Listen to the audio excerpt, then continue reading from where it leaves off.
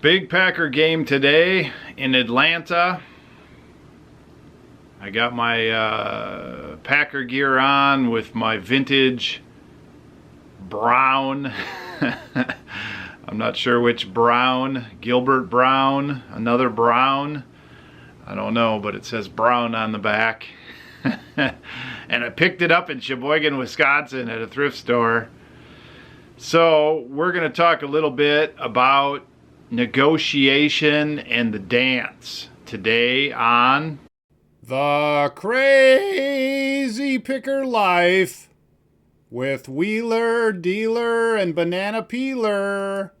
Welcome, fellow pickers and would-be adventurers. Dealer here with the Sunday edition of The Crazy Picker Life. I'm in the office today a little bit before the troops arrive, the rest of the family arrives. We've got a family Packer gathering today, and so I thought I'd come down here early and record a little video when it's quiet. There's a big gap in my wall there I'm not going to get to fill.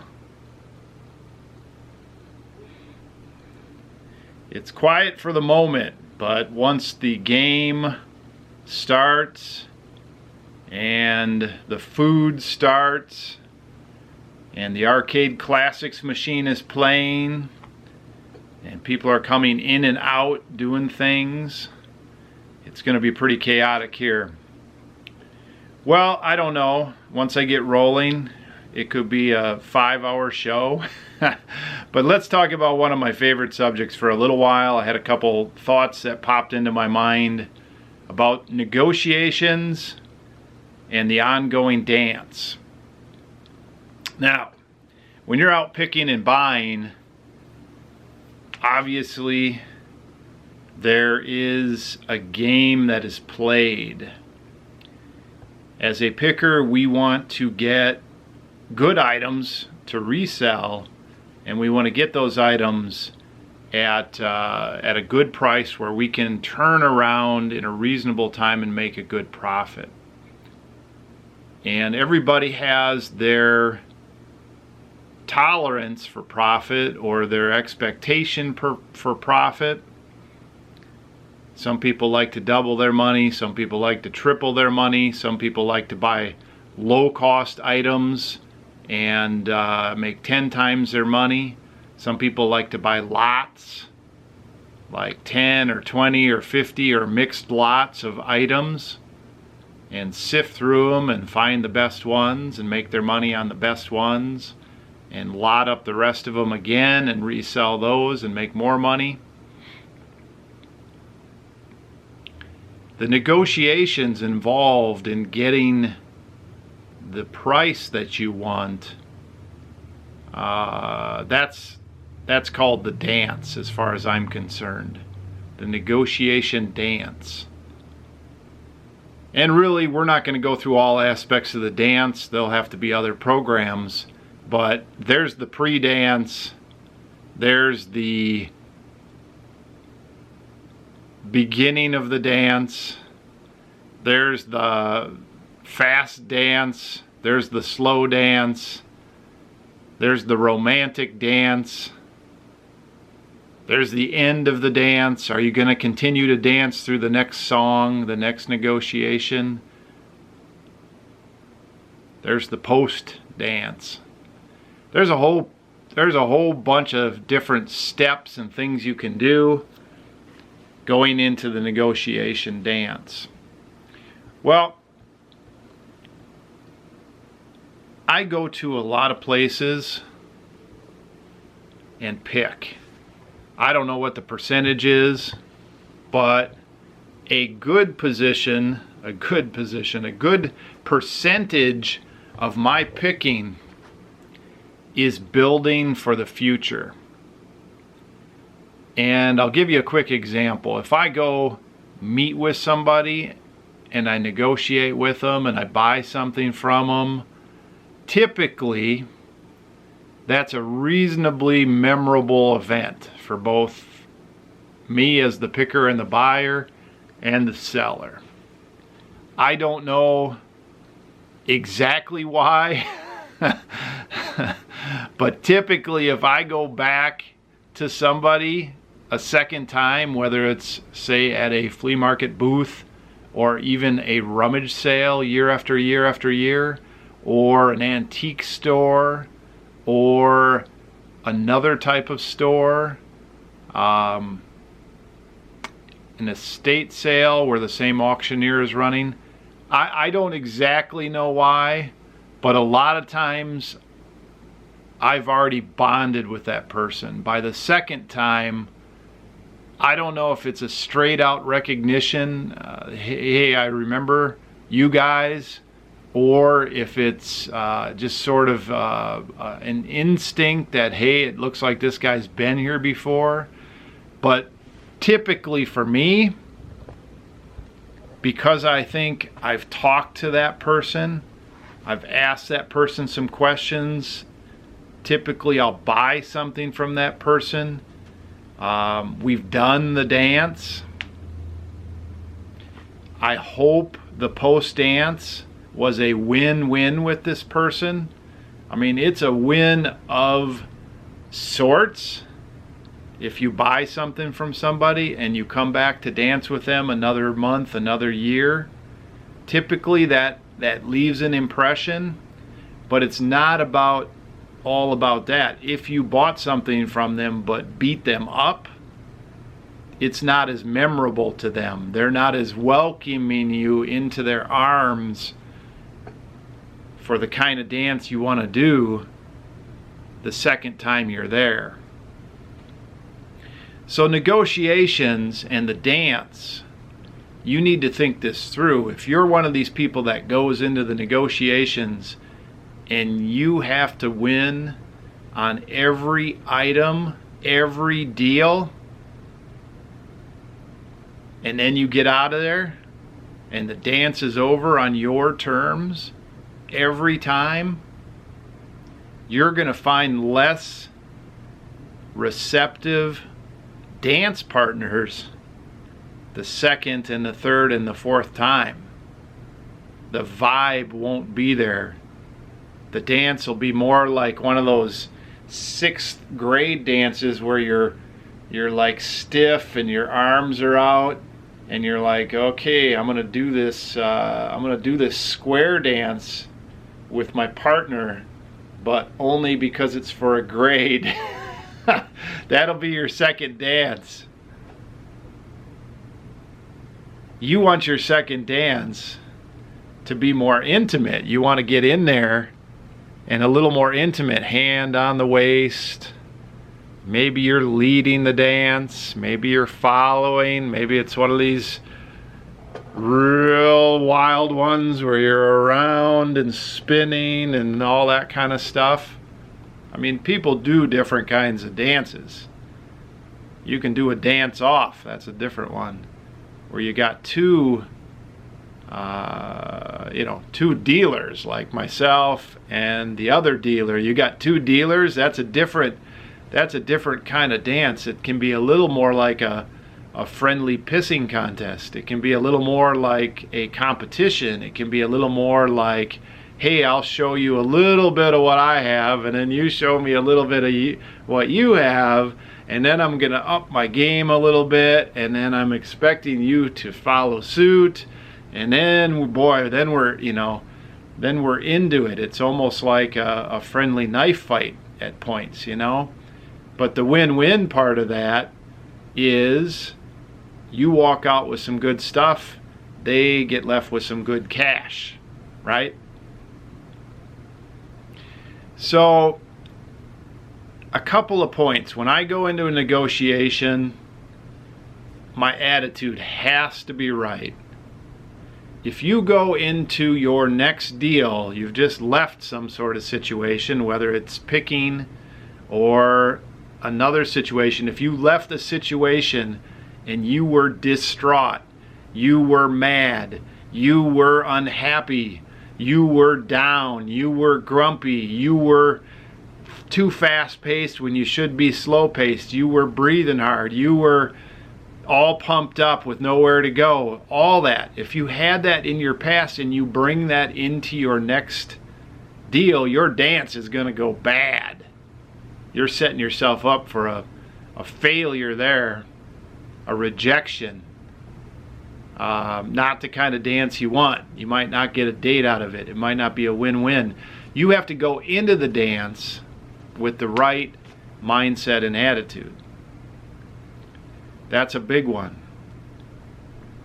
So I don't like to bring anything from my past into my dance.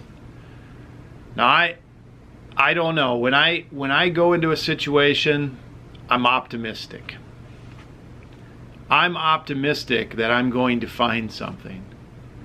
And sometimes it might be a multi-step process. I'm looking for that too. I'll explain that in a minute. I'll start looking around at stuff.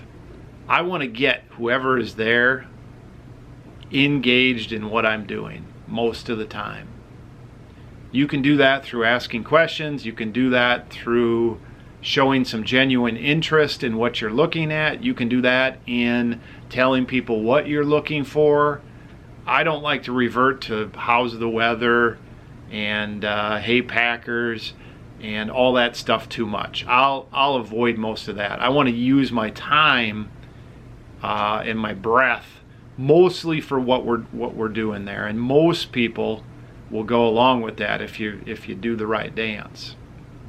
And so I don't know if that's a warm-up or whatever, but that's part of why when I go there again, it's a memorable experience.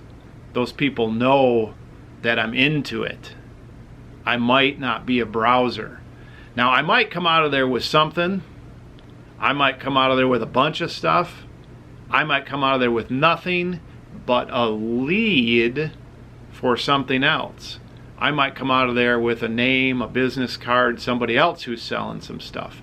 I might come out of there with some knowledge about something that I didn't know. I might come out of there with the future promise of, hey, there's going to be more stuff here. I've got this big van load of stuff coming in on Sunday. You know, if you want to be first in on that, you should probably come in when we reopen on Wednesday. That's the dance. That's the win-win. Now, I'm going to give a couple other things out that I do. You're going to have to think them over if you haven't done them. You're going to have to think on how they apply to what you've been currently doing. You might say, hey, I already do that. You might say, I don't get it. You got to practice it. You got to try these things a little bit, and you got to get your own stamp on it. You got to check out if you got 2 left feet, and you need to correct that when you're dancing. You might need to wear, different shoes, whatever you need to do to make it your own. That's fine. If I go in and right away I find something, which a lot of times I find something I'm interested in, and even if the price is too high, I will pick that thing up and I will carry that around with me. Right there's a win-win happening. Whoever is manning or womaning, whoever is in that space, that's the seller, when I got that thing in my hand, they know I have separated myself from people who are just walking around with their spouse and not really buying, burning time before they go to a movie or a restaurant, shoplifting, whatever. I mean, they might think I'm a shoplifter, who knows?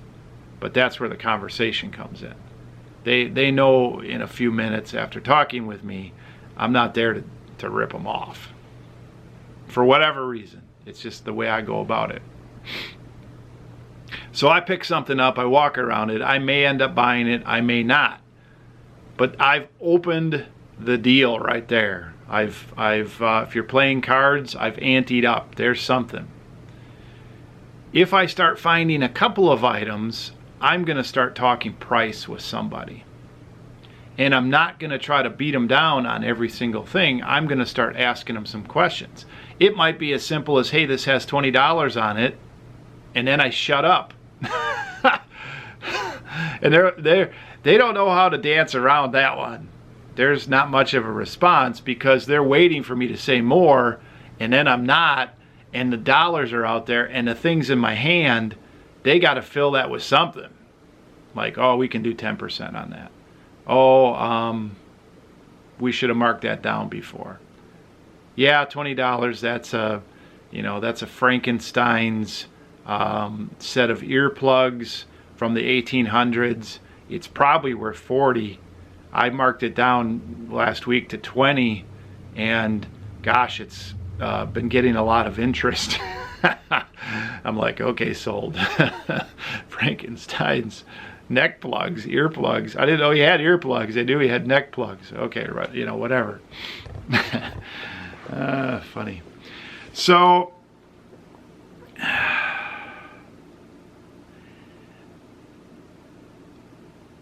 if I run into something that's marked $5, and I know that I can sell that for $50, I'm not going to say, how about 3 for that? Very often. I won't do that very often. More so maybe at a rummage sale than at a more professional situation, like where it's a professional seller at the flea market or an antique store or something like that. I will pay the full $5, and I will use that in my dance if I need to, or if it fits in. For example, I have this $20 item, and I have this $5 item, and I have this $10 item, let's say. So I might come up there and I'll say, hey, this thing is marked 20. And I'll just do that. I won't say anything more unless it gets real uncomfortable, and then I might, smile or laugh or whatever, get a little personable, go on to the next item and talk about that. I mean, there are some sellers that are tough, and it takes a few friendly maneuvers to warm them up, like spending money or whatever. Okay? So it's a dance, it's a give and take. I can't give you all the steps to the rumba and then you take that and go in square dancing. There are different dances in different places and different business owners and different days, and it depends on how much you're spending, and it depends on what you're buying. There are different dances, and so you're going to have to learn to change gears, change speeds, change directions, get in and out of different mindsets a little bit. But if I go up there and I have a $20 item, a $5 item, and a $10 item, a lot of times I will talk a lot about the $5 item. Wow, this is the car. It's made of wood. It's the car from my boyhood. It was my dream to own this soapbox derby car replica. And we'll talk, and maybe the person gets into that, maybe they don't, maybe we talk about it. This is a really neat piece. You got $5 on that, I want that. Okay? Right there, they have a sale. I'm paying full price. They are engaged at this point in a lot of cases. Now my $20 and my $10 item, I'm like, I also saw this $20 cuckoo clock. It's in pretty good shape. What can you tell me about it? What can you tell me about the price? I kind of like this. Can you help me out on this one? I think 20 is a little high. I'd like to get a little. Can you help me out? Can you help me out on this? Anyway, I have some lines I use. It's natural, but I start negotiating on this. I didn't beat them down on the 5. I didn't say, hey, this is 5. Can you do 3 on this? Hey, this is 10. Can you do 6 on this? And this is 20. Can you take 10 on that? I've bought that $5 one full price, engaged the person, danced with them a little bit.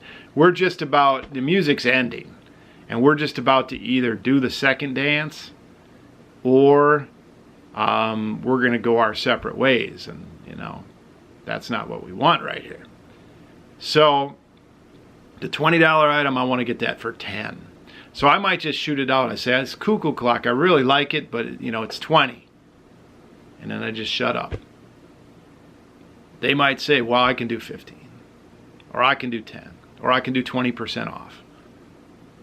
Or, no, that's, you know, that's XYZ brand. That is from Germany. Have you seen it work? And I'll be like, no, I haven't seen it work. And so they might show me. I mean, if they're good, they're going to show me that this thing is worth 20 bucks. And they're like, oh, do you see that, you know, that label on the back? That's from 1955. That's a, you know, a Schlinkmuller or whatever, right? So they might turn around and they might dance with me on that, and I might end up paying 20 for that. And I might feel like I got a good deal, and I might have. But I'm going to negotiate. I'm going to say, well, you know, would you take 10 for that? And in reality, I don't necessarily expect to get 10. They might say 15, and I'll be like, all right, sold. And then we'll go to the $10 item, and we'll dance a little bit on that. And I'll say, this is pretty cool too. I'm getting towards the end of my spending budget here. I'd like to go home with this. You know, let's talk about this. And we might settle on, let's say, I might say, well, would you do 5? And it depends a lot where we're at. I'm not going to cut prices in half at an antique store. That person's got a lot of overhead. You know, the quality of the merchandise usually is higher. At a rummage sale, I'll be more aggressive with the half type situation. And I'll be willing to accept, well, if they say 7 or 8, I'll say, all right, that sounds good. Let's wrap this up, you know. And I'll start pulling out some money. Now, I may have also noticed a couple of other items that I'm so interested in, or they're lower dollar items, like maybe they had something for $1 that I don't want to pay $1 for because I can only sell it for 6 or 7. But I also know in the back of my mind, I could take that item, throw it in a bucket, and a year down the road, I'm going to have 10 of those things, and I could lot them up, and there's a $50 bill in my hand, right? So I might have 100 things in the back of my mind that when I see them for $1 or $2, I'm like, okay, I like old watches. I like old fishing lures. I like, you know, those stupid travel spoons that are all nickel plated. Whatever, where you see those things from time to time sitting there all alone, the last one left, the only one that's been there, whatever, and you could pick them up all day long. But you don't necessarily want to spend $1. I don't pick up a lot of stuff like that, okay? But you could just keep going down the list of these kind of things. So I've paid 5. I settled on 15, let's say, for the cuckoo clock. And let's say the $10 thing is something they really like. And let's just say for fun, I really like it too because I know it's a $10 to $50 item. I'll turn that into a $50 item. So I'm negotiating with them. 5 didn't work. They're like, oh, no. You know, I had that thing forever. It works great. You know, you can't find them for that low. Whatever they're saying, you say, all right, you know what? You won't come off $10. I really like it. I will take that for $10 if you throw in the plastic wind-up walking Scooby-Doo over here, that little one with the legs that go like this. A lot of times that's it. They put out their hand, deal, or they say deal. I mean, we might have spent on this $10 item, we might have spent 2-3 minutes dancing around about that, and it might have been the dance that, like, wowed everybody around. The orchestra was playing. We were spinning.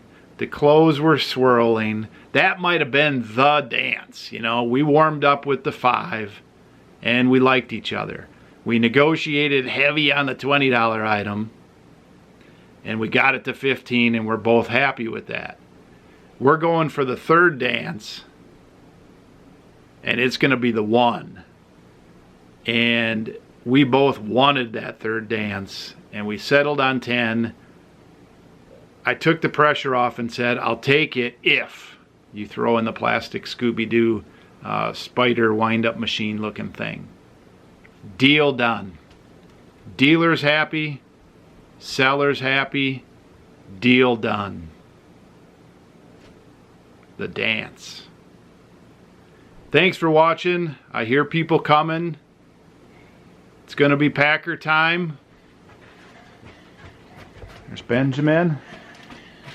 Beat everybody else. And he beat everybody else. I appreciate all the thumbs up on our video, the long question answer. Thank you for that. I appreciate the comments and the questions, all the positive comments, all the support.